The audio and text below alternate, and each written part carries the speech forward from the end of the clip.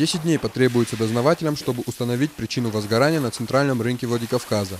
Напомним, в ночь на 14 апреля произошел крупный пожар, к тушению которого было привлечено 12 пожарных машин и 42 человека личного состава противопожарной службы МЧС. В половине третьего ночи очаг возгорания был локализован. Никто из людей не пострадал. На месте происшествия работают дознаватели, которые должны установить причины возгорания. Проводятся следственные мероприятия, направленные на установление причины пожара, виновного лица и всех обстоятельств, которые способствовали произошедшему пожару.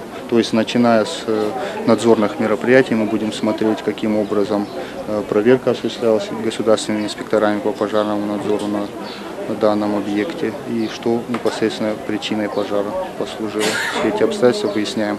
Специалистам предстоит опросить всех свидетелей произошедшего, оценить сумму ущерба. Материал, собранный на месте пожара, будет отправлен в исследовательские лаборатории Владикавказа и Нальчика. По предварительной версии, причиной возгорания могла стать неисправная проводка либо халатное обращение с нагревательными приборами. Мурат Гадиев, Тимур Мазаев, Алан Кайтуков, Осетия ТВ.